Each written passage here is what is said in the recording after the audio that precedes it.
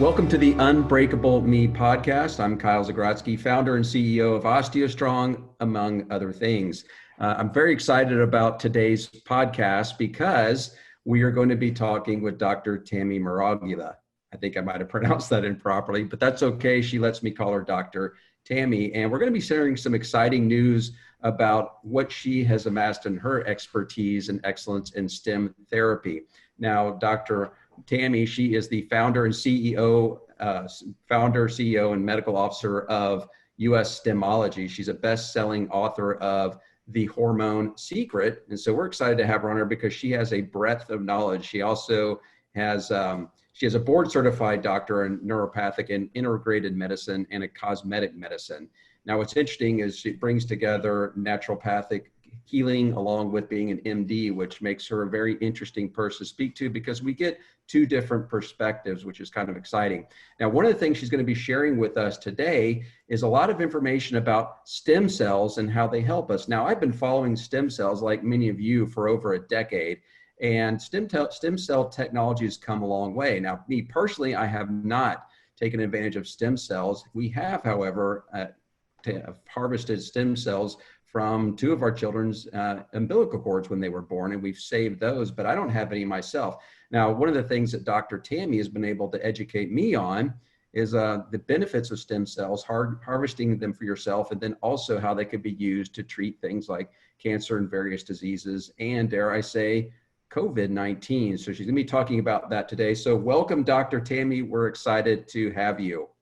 Thank you so much. It's an honor to be here. Yeah.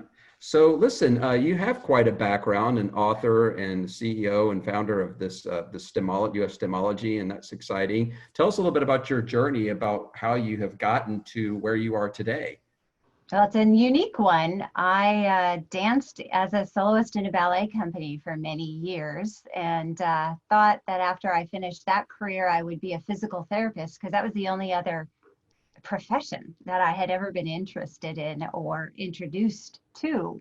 And then when I started going to college, I loved anatomy and I loved chemistry, and you just keep going and you end up with a pre-med degree. So long story short, I ended up going to medical school and, really thought a lot about going to naturopathic school because I was older and I loved the holistic approach to everything. But I loved the science and I loved the evidence of traditional medicine.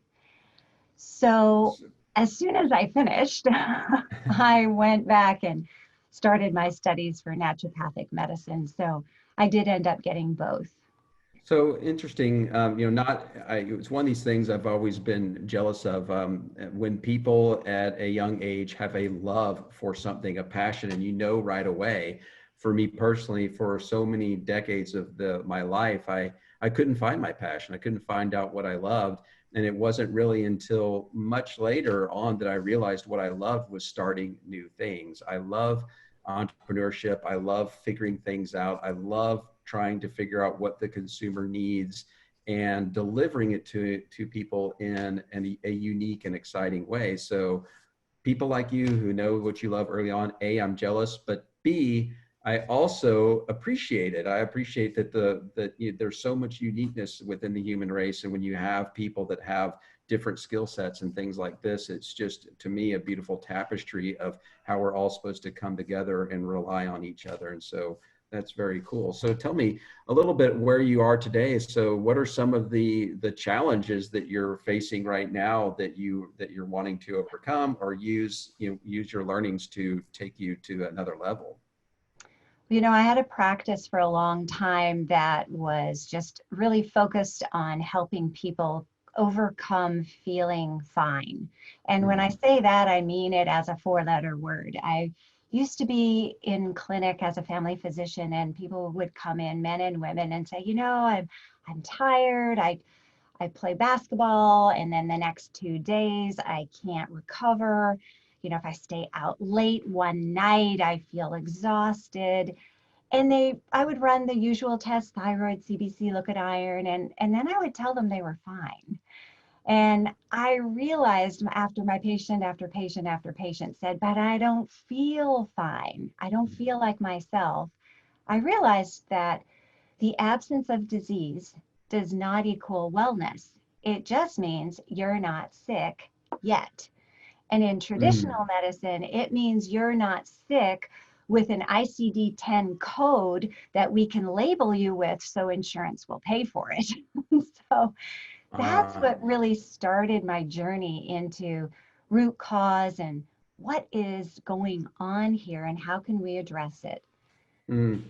So that's interesting. I think that I was speaking last week with another doctor who's Chinese medicine is her thing, and I think there's just two philosophical different approaches. One with Western medicine, I guess, deals with your problem as you get it. Once we can classify it as a disease state or an injury of some sort, then they're going to come in and help you with that with the tools they've been taught, whereas Chinese medicine's more going to try to prepare your body to prevent the things from happening. And that's probably a pretty elementary philosophical definition of what it is, but I think it's pretty spot on. And I think with what you're doing, it's kind of exciting because it's a really shows me that as Westerners, we are starting to think more and more progressively about self health and what we can do to not just prevent disease, but also make sure that we're maximizing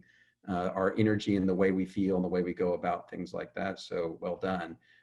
Now, how long have you been doing this now? Because you've accomplished a lot. You were I mean, most people who start in medicine, they kind of have an idea that they're going to be doing it pretty early on. You start out doing ballet and said, this is pretty cool, but I want to be a doctor instead. I know. Actually, I didn't never thought I'd be a doctor. I always thought that was way too much school, but it just happened. I ended up loving school, and then I ended up loving taking care of people and loving patients. And Mm, I really think that love is the most powerful medicine, and that when you serve from your heart, then you're off to a great start. I got into stem cell medicine several years ago because my father was sick with a lung condition called COPD, chronic mm, obstructive pulmonary disease, and there's no cure. And he was given oxygen. And, the problem with being a doctor is what all these things mean. Oxygen means we're on the very last chapter of the book.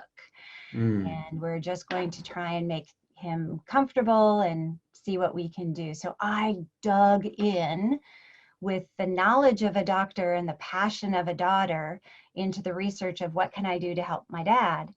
And I just kept bumping into stem cells over and over and over as a possible solution. And I researched every type of stem cell in every country and ended up focusing, at least at first, on stem cells from your own body. I just felt like that was a really conservative approach and it fit my dad. And that was the only patient I cared about. Well, when he had his first stem cell treatment, sometimes stem cells can take 3 to 6 months to show their effect. They're like seeds and they're growing mm. stuff. And if things grew too fast, we would call it cancer. So it's kind of good that it takes 3 to 6 months. Right. But I kept thinking, if they are like seeds, then I bet you the soil matters. And maybe the soil is our nutrition and our amount of inflammation and our hormones and all of these things. So I dove into the research again and Mm, used, the over a decade worth of naturopathic holistic medicine knowledge to create a very stem cell centered, supportive, holistic program that we now offer every single patient at no extra charge because it just makes sense. So I really like that approach because I think that so many times there are things that people can be doing, and if they aren't harvesting the soil as well, or at least preparing the environment for something like the seeds, then it's not going to have as big of an effect. What kind of effect did it ultimately have on your father? Well, after his very first stem cell treatment, before his first stem cell treatment, he was on 5 liters of oxygen when he was walking around, even Mm, around the house, and 2 liters when he was sitting resting. So he was oxygen dependent. After his stem cell treatment, he did not need oxygen sitting at all. And even going to the bathroom or to get a cup of coffee in the kitchen, he sometimes would not need oxygen at all. And he started exercising again, and that's Wow. when he only needed 2 or 3 liters. So it was huge, huge benefit, and so exciting to give him some of that quality of life back. That is exciting and that is encouraging, and I want to learn more about that. So tell me a little bit about what's working for you now in your practice as you've taken this passion, your love, and I wholeheartedly agree with you. I believe that love is the chemistry behind most successful entrepreneurs, whether it's through medicine or anything else that you're delivering through the world. If you're doing it in love, you really can't lose. So hats off. I really appreciate that and that perspective. So tell me a little bit about, I want to hear how you've taken this passion and now you've told us a little bit about your approach to helping people. And we've spoken a lot about this, but tell me little bit about where you are today with your successes, what's working, and where you see yourself going with this as time goes on. Well, it's like you've got to have your roller skates on, because regenerative medicine and stem cell medicine is moving fast, and I feel so blessed to be a doctor right now. I have a large practice in Seattle, and we have people who fly from all over the US, Canada, and even internationally. And my clinic in Mexico is currently being finished, the construction, and it's really great because it's in the hospital building, and I'm hoping to be able to provide patients the opportunity to go there and have less expensive treatments. And we're doing clinical studies. One of our clinical studies is we're studying the effects of meditation on the outcome of stem cells.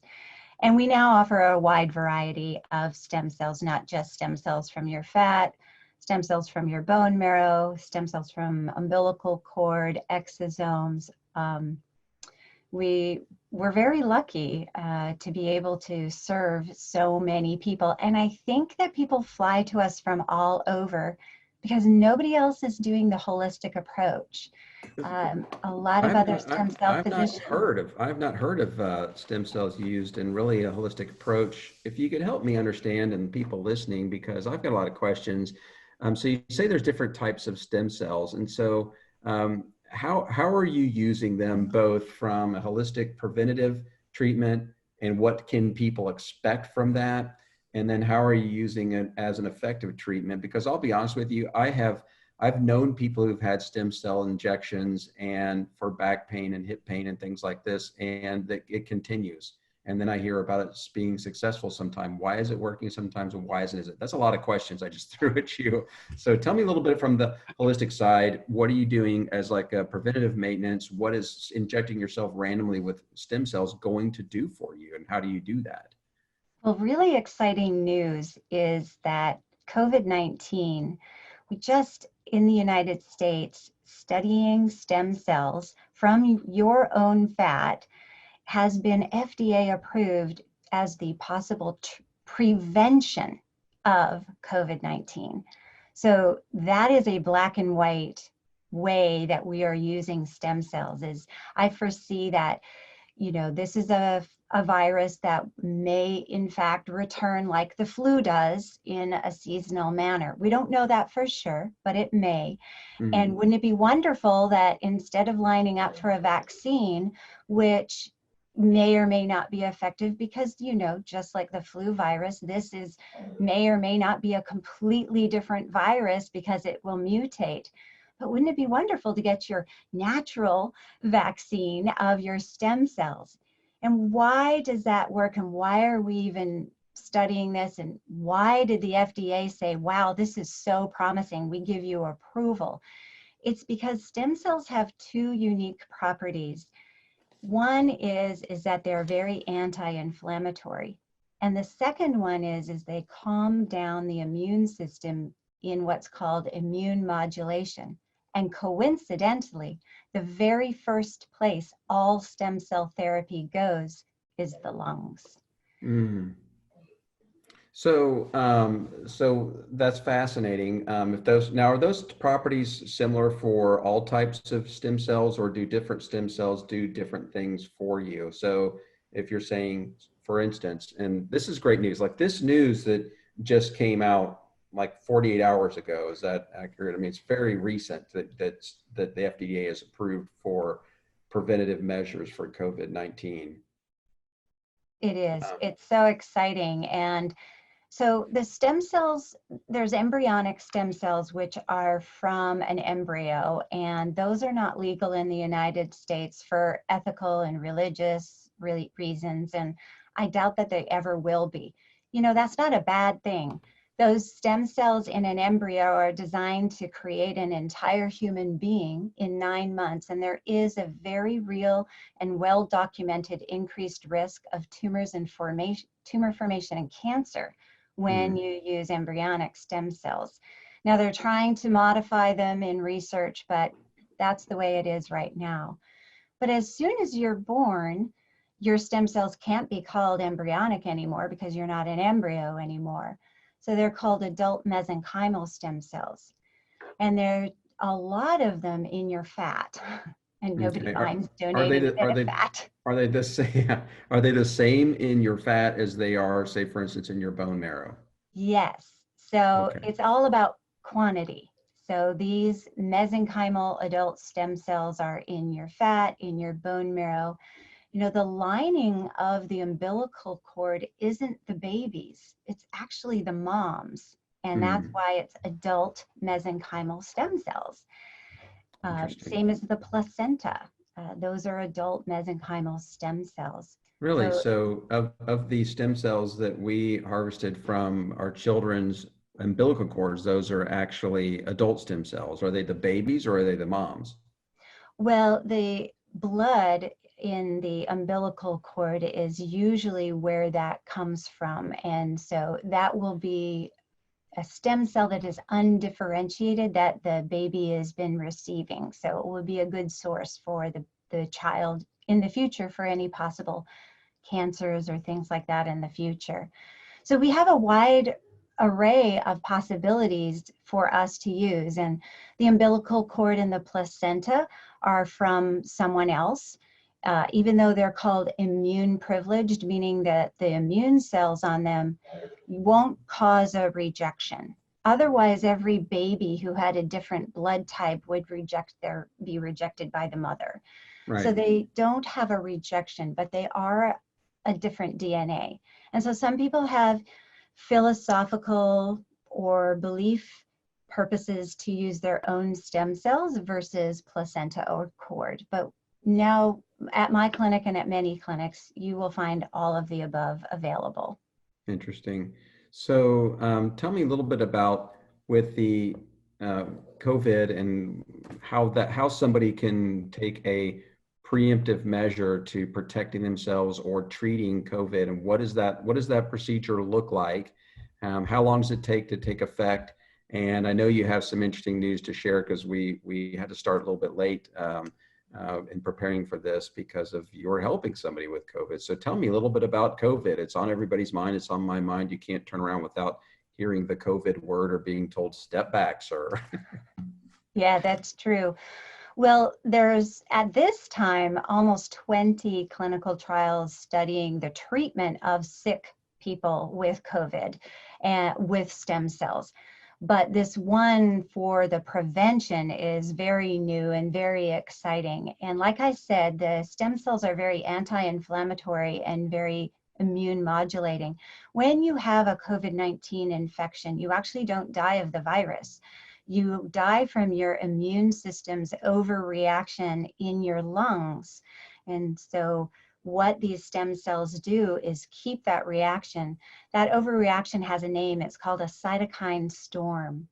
And so your stem cells will keep your body, keep your lungs, and prevent the cytokine storm from happening. That way, your body can say, okay, we got this. We can make antibodies. We can make white blood cells. We can make plasma cells. We can fight this guy. We're designed to do it. We just needed time.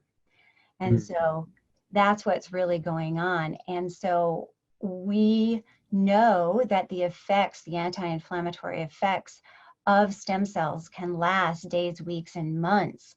So imagine being able to go in the summer, get your stem cells, banked. And what that process is there, you come into the clinic. Everybody has a little love handle usually. Sometimes we do bone marrow, sometimes we do fat, it depends. And we remove 50 cc's or a stick of butter. It's not a lot. People always ask us to take more. Take all the stem cells you want. And part of it we send off to the bank so that you can have it for the future, and you'll have between 15 to 30 doses for any time in the future in case you have a joint problem or have a heart attack or have a lung condition or an autoimmune condition. There's so many things that you can use that for, and you never know what the future holds. But also, come fall, you can then come in and get a preventative treatment for COVID-19 should this thing come back again. Interesting. So now I think that with your own stem cells regarding treating or preventative treatment for COVID-19, then you just have an IV and you put them back, or a syringe of some type, and put it right back into a vein, like in your arm, and that would be effective, and that would go to your lungs, right? Yeah, the blood in your vein does not have any more oxygen. It's already done its job. And it's actually, if you just follow the plumbing, its first stop is the lungs. So the anatomy works to our advantage in this case. And the process of getting your stem cells harvested, and you also get a same-day treatment. Why not? You're already there. Taking out a tiny bit of fat or bone marrow, it sounds terrible, but we use lidocaine to numb the area, and we do laughing gas for your nerves. So it's no problem, and you won't remember it either. Does anybody ever come by for just a laughing gas treatment? Oh my gosh, my husband, he's the worst one. He has a tiny little, he had one shoulder treated, and then a month ago he wanted his other shoulder was starting to bother. And it's just a tiny shoulder injection. And he says, I'm not going unless I can have the gas. So interesting. Yeah, some people do not cope well with needles. No, but that's why we have it. And the reason I chose laughing gas is because it's quick on and quick off. They even use it in the labor and delivery room, as opposed to giving anesthesia, where that's just a bunch of chemicals that now your stem cells that you're putting into your body have to swim through a toxic stream, and we don't know what that does to them. So why not avoid that? So if say for instance somebody was having knee pain or back pain, would you inject those stem cells directly into that joint, or would you follow the same protocol of putting it into a vein? Both. We do both, joint and IV, because there's some inflammation that's local, but the feeling of pain and the sensation of pain and the production of the inflammatory cytokines and cells is going through your entire bloodstream. Okay. So we want to calm the fire and calm the whole inflammatory process. And then we want to put them in your knee and maybe grow a little more cartilage or whatever you need. Now, it is important to remember that stem cells don't work 100% of the time for 100% of people. We don't know why. And aspirin doesn't work 100% of the time for 100% of people for a headache or a fever or anything. We're investigating this, but what we do know is that there haven't been any cases where somebody's become worse. Okay. All right. So some of the things that you were working on, and one of the things that got us actually originally talking a while back, was what you're doing and what has been discovered regarding remodeling bone with stem cells. And that's pretty exciting because, my job, what I do and what OsteoStrong represents, is probably the world authority on non-pharmaceutical bone development. And what we specialize in is creating an environment to trigger the body to start building bone, which when you and I started talking was really exciting because, and I think you said it in that conversation where you said, look, you've got seeds, okay, and you guys are creating an environment, and an environment is two things. It's stimulus and it's the soil. What is the soil? As you were stating, it's hormones and it's nutrients. And so I talk to people, and I'm a huge believer in making sure you have nutrients, because even with OsteoStrong, people get varied results. Some people will see incredible 14% increase in bone density. Other people may see just no loss in bone and no gain, so they're flat. They could be going through menopause, they could be hypothyroid, they could just be lacking the nutrients. And so helping people to create the right environment while we create the stimulus. And then when you came along, you said, we're all about the seeds. So if you could get those two things down and we can give them seeds, we should be able to see ridiculous results in increasing bone density. Now, let me ask you this, because this is really exciting for me, because what we're seeing and what we're learning about a person's bones goes far beyond osteoporosis and fracture prevention. They're learning so much about bone and how it affects your overall health, and from dementia, type 2 diabetes, immune system, and the list goes on and on and on. So this is it's kind of like you with everything you've done with stem cells and where you are right now. And then just a couple of days ago, stem cells are released to be able to go and treat COVID, right? And so with me, with everything, our first approach was osteoporosis and fracture prevention. And now over the past couple of years, we've been learning that there's all these other benefits to having strong bones. Tell me a little bit about, is the process for building stronger bones, planting the seeds to develop bone, is that a similar experience as to what we've been discussing before? Just stem cells intravenously gives your body the seeds to start developing new bone? Is that how that works? Yes, and we might also put them in an area of need, for example, a hip or a knee or right into the back. It's important to, if you're looking for a stem cell physician, ask if they have a fluoroscopy unit or a C-arm, which is a real-time X-ray machine. And not many clinics have that. We do, because placement precision is important. You know, your knee doesn't have a very good blood supply. I don't know if you've ever seen any of those orthoscopic surgeries. They're not very bloody. So we really don't have a huge amount of stem cells going there if we just put it in the vein. So you want to double up on that. But you know, stem cells go where they're needed. If you cut your right finger on your index finger, you don't grow skin on your nose. You grow skin on your right index finger because of your stem cells. And it's because there is a homing device from cell to cell communication that follows inflammation. And so I always tell my patients, you need to exercise and work the area that you're wanting to improve after a stem cell treatment. There's even pulmonary therapy. There's pulmonary physical therapy where people go and actually exercise their lungs.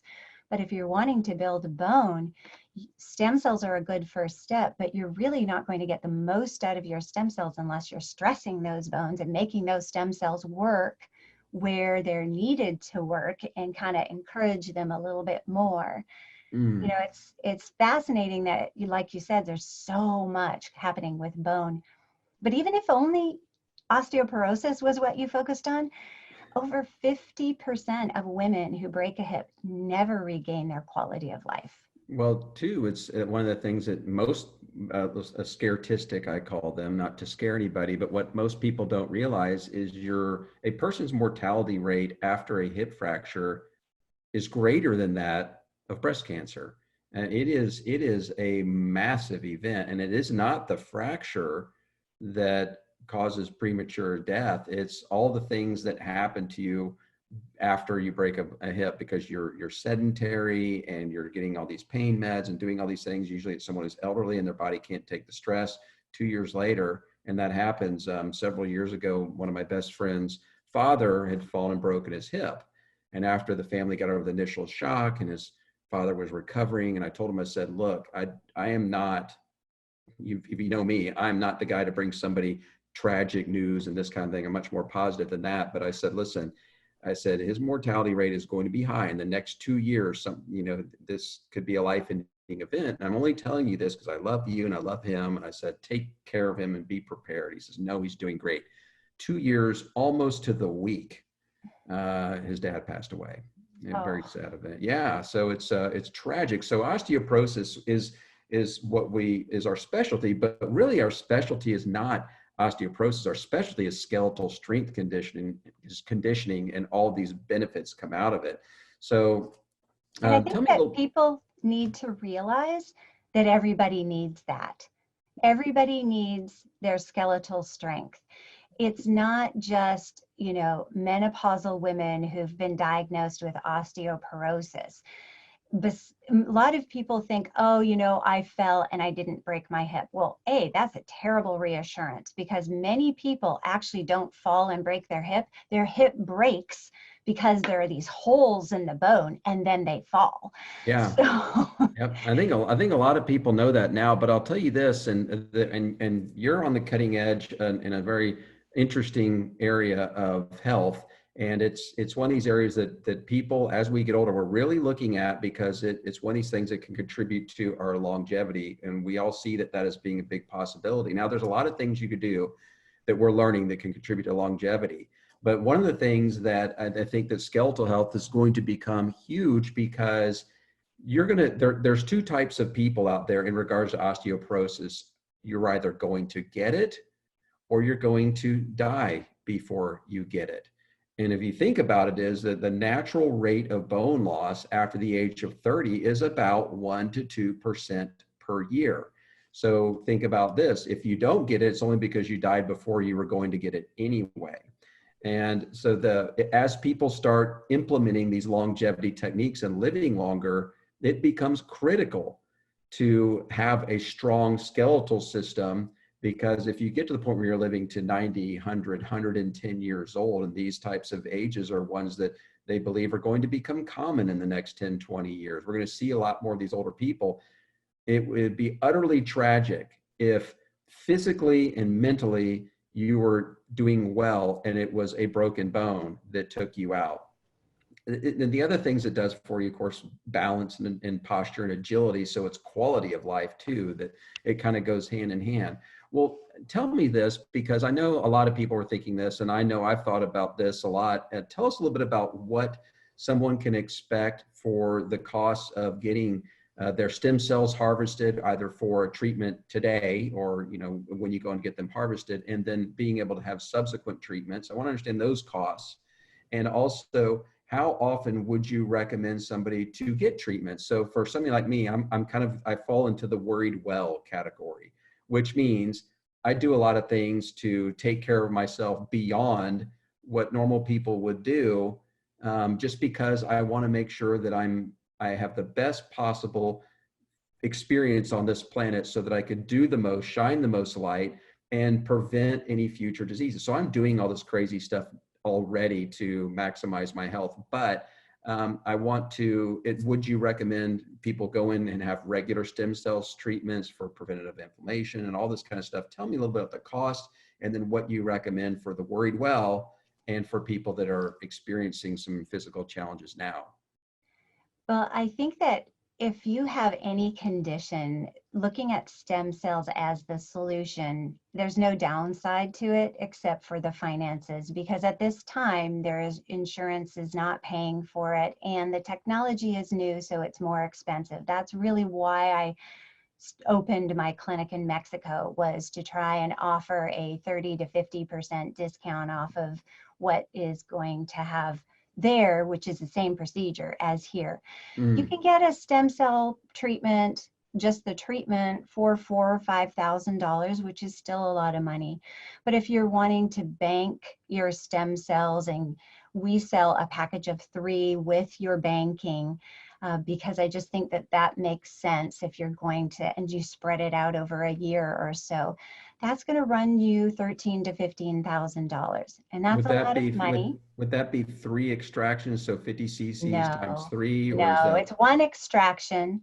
The fat extraction takes about 30 minutes. We numb the area up, and that's it. And you get your IV treatment and your joint treatment that day, but the other treatments are just a half an hour with Okay. the banked cells that are shipped back to you, and they're your customized cells.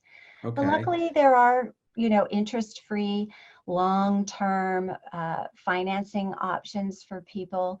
You can I spread this honestly out. believe that is something that somebody should consider, because it's something that you want them there when you need them, right? It's not, it's Yes. so you think, okay, I'm going to finance or lease a car or whatever, and I'm going to have that car for 3 to 5 years or however long you drive a car for.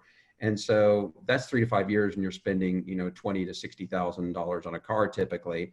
And so then you've got your approach is, okay, hey, we got a cheaper than a car, right? 13 to 15,000, bank your stem cells. And you're saying that those stem cells from a 50 cc extraction from your fat are going to give you 10 to 15 treatments. Yeah, Is up it to 30. up to 30? Yeah. Okay. So So even if really, it's on when the, you look at the cost over time, and every treatment after that is about $2,000. So when you okay. look at it over time, it really depends on what you're valuing. People say to me, well, a knee replacement is cheaper. And I say, well, I'm not here to talk you into a stem cell therapy, but I am here to guide you and be your librarian. If you want to look at the costs, let's look at the costs. How long do you have to be out of work? How long do you have to be in therapy? How long do you have to stop your life? And mm, with stem cell therapy, you go back to work next day. There's no yay. downtime.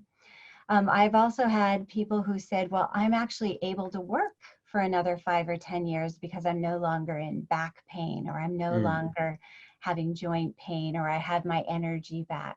So it really just depends. And of course, it's one of those things where, now with COVID, I think that the value of it is seen much higher because you don't want to be on a ventilator, and maybe investing in that is a good idea and worth it.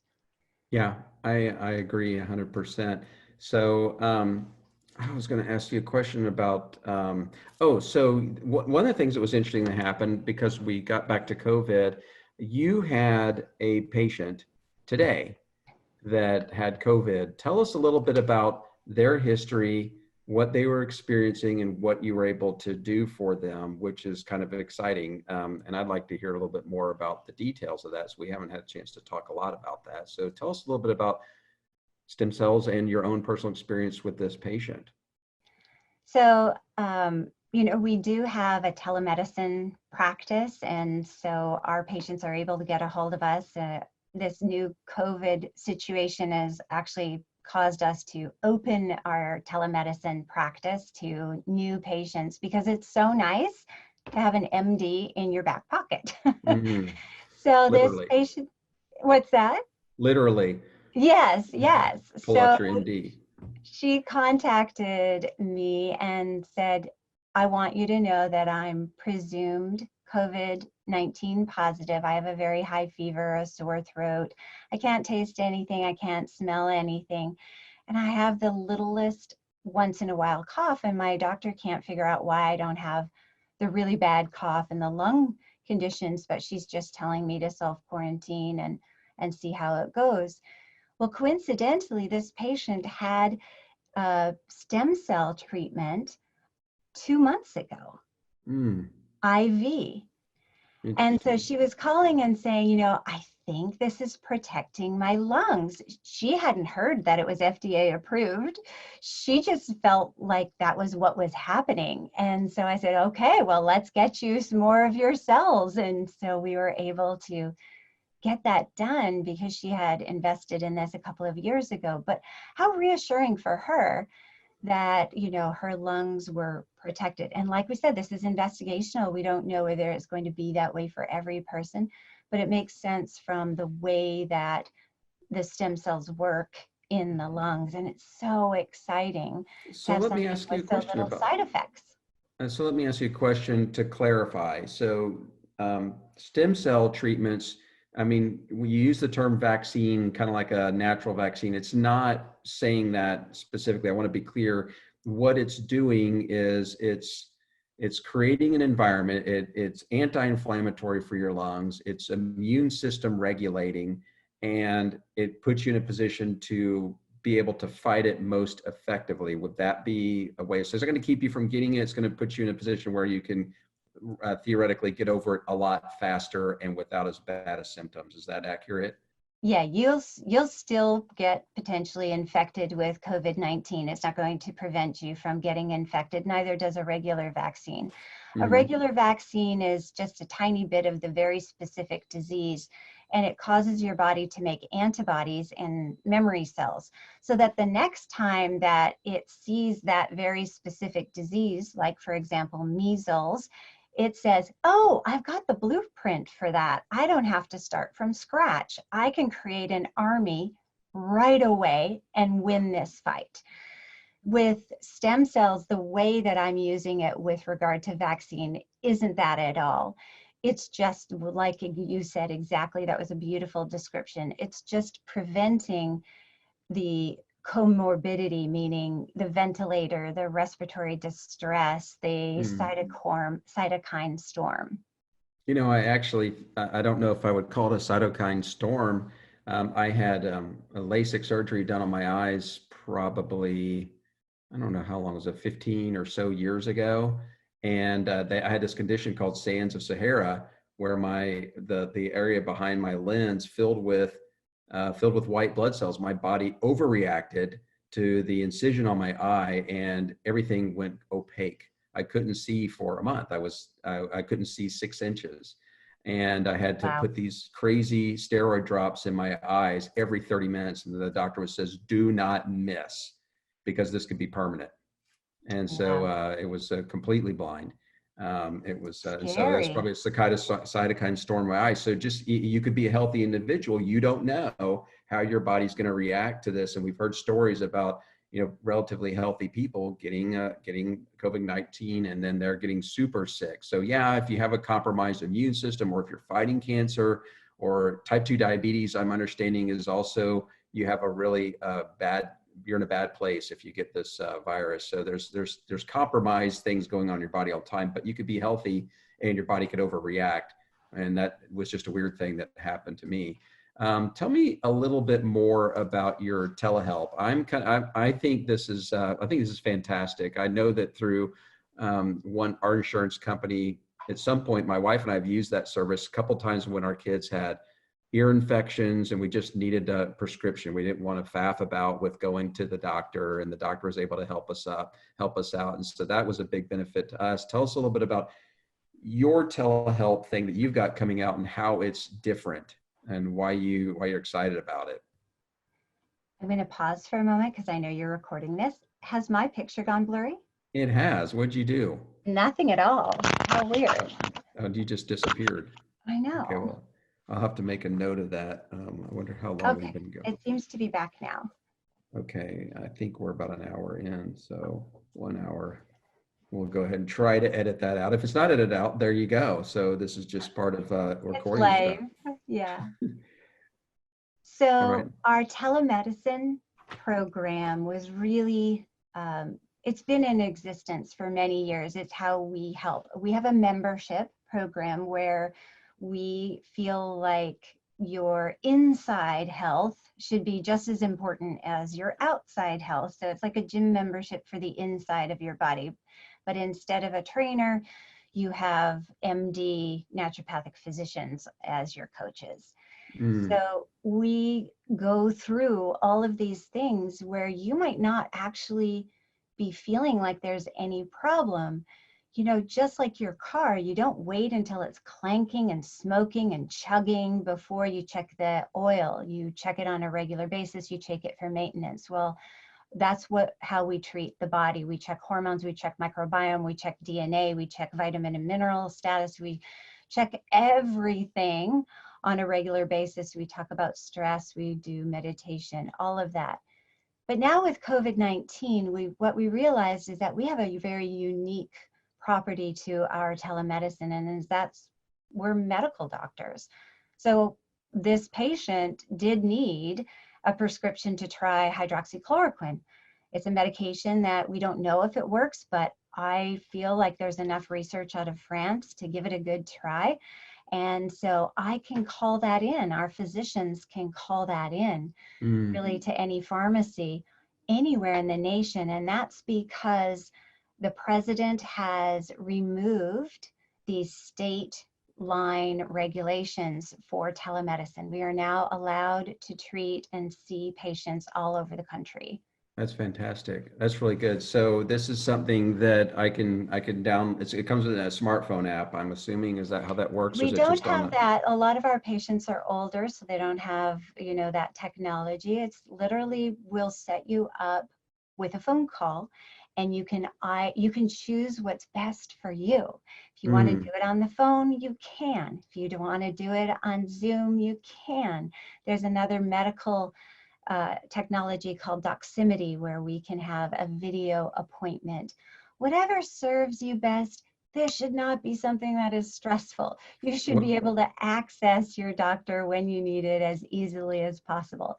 And we have two levels. We have the one level where it's just, you basically have that opportunity to utilize your doctor. And if you've used the appointment times available, then you get huge discounts on more appointments. And then there's the premier level where we're going through proactively looking at your hormones, and we have home kits. You prick your finger, squirt your blood, and ship it. We have saliva kits, we have stool kits. This is kind of designed to do this way. So it's now really at the forefront. We're able what is the name of, like, how would people go learn more about that? So you can call us at US Stemology, and the number is 206-403-1223. And if you press option 2, you'll get to our telemedicine and existing patients, and we'll be able to set you up. All right. Well, I hope you have people who can take the calls now. Yeah, when you're in fear, I think one of the best things that I can do is just say, you're not alone. Well, I think too, one of my older brothers is a physician, and he's a very technical guy in that he's an electrophysiologist, which I say is kind of like a heart electrician. And there's a very specialized form of medicine. And one of the things he says is, you've really got to just take the time and be present and listen and understand your patient, because they're scared. And he says, one of my jobs, and he goes, I actually look at it as a big part of my job is giving people confidence that they came to the right place and that I'm going to be able to help them. Now, I think with what you said, and I think that people are going to be really excited about, because I want to talk to a doctor, but I also want to know what other naturopathic solutions are available or can be used in tandem with anything else. And I think that's the best approach. It's the sort of the combining of Chinese medicine philosophy of preventative health and let thy body heal itself.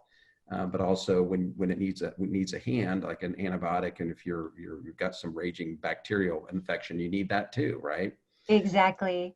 And I think that's the beauty of having that MD in your pocket. And we can't help ourselves. We're always going to tell people what to do with regard to boosting their own health from within, whether you're sick or whether you're prevention. There's always something you can do. You can be the CEO of your own health and just use people like me as your workers. I work for you. You are the CEO of your health, whether you want to be or not. You are, right? It's like I was giving a talk one time and asked everybody, raise your hand if you're a leader. And so people raise their hand. I said, you're all leaders. You just don't know it. And I said, you are leading people all the time to do certain things. If you've got kids, you're a leader. If you're a spouse, you're a leader. If you talk to another human being, you are leading them. And it's funny, I had a situation today because we're homeschooling our kids because of COVID right now. And my 11-year-old had a class he had to do for PE. And they said they had this, I can't remember what it calls, a pause dance, where they have to run around, skip around the pause. And he was like, that is so stupid, Mom, I'm not going to do it. And so they started playing music. And then she just started running around and doing it and pausing and being silly. Within 15 seconds, he's up there doing the same thing and they're laughing. She led him out of his state of negativity and got him there. So, which kind of segues to where I want to end this a little bit with you, because you and I are very similar. I've really enjoyed I can't wait to meet you face to face. I really enjoyed getting to know you, and that you're really into meditation, and so am I. It has been a life changer for me. And when I very first started getting into meditation, I did not want to freak out my wife. I would get up at 4:30 in the morning to come down and go do my whole crazy routine of meditation, cold showers. I would do reading and all this stuff for like an half hour before the rest of the family would get up, because it became so important to me. But it started rewiring my brain to recognize when I was in stress, which is the achiever's way of saying afraid, right? But when I would recognize it, then I knew that I can take control of it, because as you know, your parts of your brain start to shut down when you are in stress and fear. You're not as effective. You don't see solutions as clearly. And as I meditated and I became very cognizant of what peace and clarity felt like, and I could command it, then when I got stressed out, I would do something about it. Now, the reason why I bring this up is because you're weird just like me, if you want to call it that. I think everybody else is weird for not doing it. But, and there's all kinds of meditations. Meditation was hard and scary for me in the beginning, because I thought, how am I just going to sit here and control my brain and sit here quietly? So I start out with a guided meditation where you're listening to a recording with somebody telling you what to focus on, which really helped me. It was training wheels. And I don't do that all the time now, but definitely 6 months nonstop, did it every day. You are working on a documentary, which is kind of exciting. And you're going to also, tell us a little bit about what that documentary, because it's a docu-series. Give us an idea about what that's going to be about. And you got one of my, somebody who's one of my heroes, one of the people I look up to in the documentary. And you probably have others you haven't even shared with me yet. So tell us a little bit about your documentary and what you would hope to achieve. What's the mission and the passion behind this what project you're working on, and when can we expect to see it? Well, we're still on track. Blessedly, I did all but one interview before all of this inhibited travel, all this COVID stuff. So I have one more left, and it's the big one that I just am so excited about, and going to be doing a clinical trial, and that's with Dr. Joe Dispenza. And I'm very blessed. I have Dr. Bruce Lipton, who is one of the very first stem cell researchers in the 1960s in the United States, a host of other amazing world-renowned experts in many areas. And my mission kind of sounds big, but it's true. I don't mean it in tongue-in-cheek. My mission is to change the future of medicine. I want preventative, cellular, stem cell, regenerative, holistic medicine taught in medical school. I want it to be standard. And so it starts off with information, and I feel like it's like the organic movement. You know, they said, oh, it's not going to go anywhere. It's just going to be this hippie little thing in Berkeley. Well, no, because people got informed, and then people started demanding. And that's what the documentary is about. It's to create a wave. It's to wake people up. I bet your listeners didn't know that Google banned the word stem cell. You can't learn about stem cells the way you want to. Really? So this documentary, the first episode is about stem cells. What are they? What kinds are they? What they do, what they don't do. And then episodes 2 through 8 are all the things that we do holistically that affect our stem cells that live inside of us. But also, if you get a stem cell treatment, what can you do to help it? Sleep, stress, nutrition, hormones, microbiome, DNA. It's amazing. That's so exciting. When do you think that's going to release, and in what channels is it going to be released? Is it Netflix or other channels that we would find this, and what is it going to be called? Can you share that? The name of it is the Stem Cell Secret: How to Unlock Your Internal Healing System. And it's going to be released in the fall. I actually have a nonprofit 501c3 called Healing Our Heroes. We provide stem cell treatments to veterans for free. Brilliant. So the launch of this docuseries will coincide with the last day being on Veterans Day to support the vets. And it will be through the email channel of all of my amazing colleagues and people like you that share it with the people that follow. And we have had interest from Gaia TV and Netflix after that. So we'll submit it to them. Outstanding. Well, thank you so much. Is there anything else you would like to leave with everybody before we wrap things up? I think just another comment about your meditation, because you're right, we're both the oddballs, and people think it's really weird for an MD. I wish I could charge $5,000 for meditation, because then people would take it seriously. But if you think about it for a moment, your mind is the most powerful pharmacist in your life. What you think and what you feel releases chemicals and hormones in your body. And you can train your mind so that those chemicals and hormones are blessing your life. Or you can leave your mind to be at the mercy of Facebook and the news and the radio and everyone around you to just be in panic and produce hormones and chemicals that stress you. You know, we should have a whole nother podcast on meditation, because I can go on and on. And I was talking to my kids. I said, wouldn't it be great? This was a conversation I was having with them. I said, wouldn't it be great if you can be a wizard?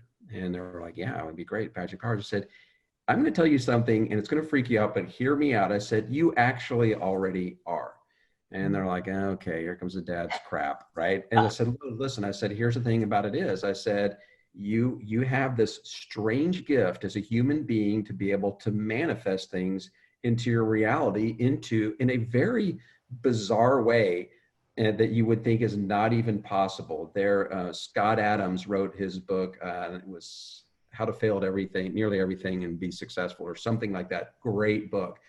Think and Grow Rich, You Are a Badass. And these books go on and on and on. And at the core of them is, if you want something, focus on it, say it's going to happen, see yourself living it and being excited about it. And there's all these crazy stories about how they become true, from remarkable healing, like what happened with Joe Dispenza. If you guys haven't looked up Joe Dispenza and you hear his story, flippin' unbelievable, cured himself from a terrible car accident, should have never walked again, by meditating on his own healing. There are so many examples of this, but it goes beyond that, from financial success to relational success and on and on. And you have this crazy ability to do that, but also influence your body's being able to heal itself. You can actually change your biochemistry by your state. If you're in a state of gratitude, appreciation, positive anticipation versus fear, anxiety, and whatever you focus on, Tony Robbins says this, whatever you focus on, that's where your energy is going to flow. And it could be as simple as pivoting on, I don't want to do a silly stutter dance thing, right? Or it could be something massive that you're trying to accomplish. And when you said you thought your goal of changing the way that medicine is taught in this country was too big, don't ever say that. Say, it is done, and this is going to do it. Make that your mission, because if you don't even want to limit yourself in the statement of your dreams. You don't, because at the core of us, what are we all afraid of? We're all afraid of that we're not good enough.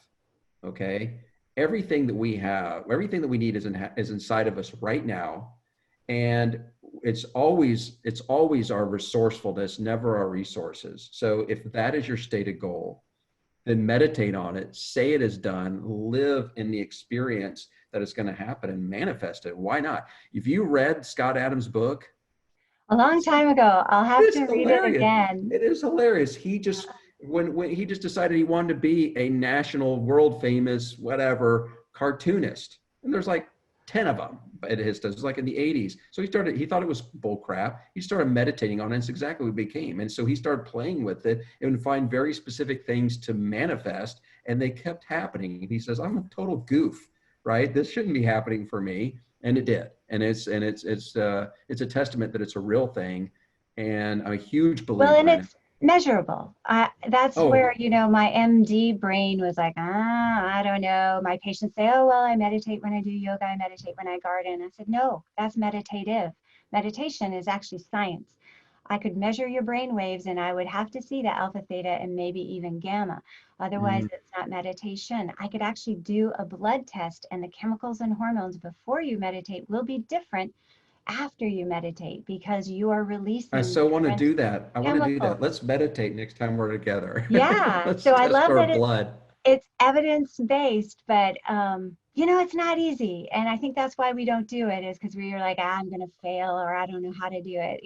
That you have I things did that you like.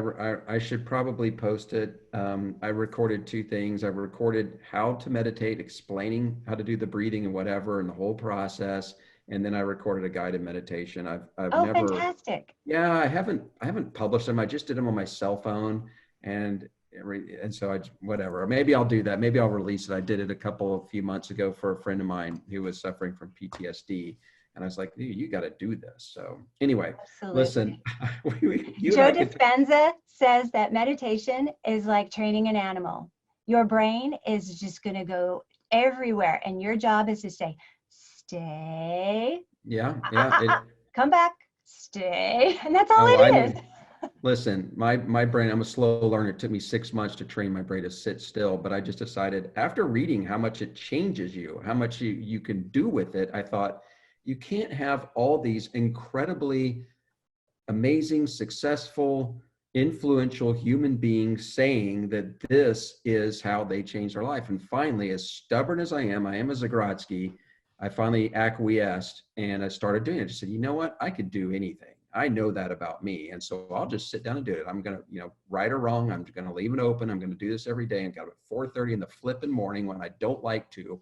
I did it every day. And in 6 months, it was actually about 2 or 3 months. I was like, I'm never going to not do this. This is like it's ecstasy without the ecstasy every day. It's unbelievable. I feel so amazing. I can't state enough. All right, we can geek out on this forever, you and I.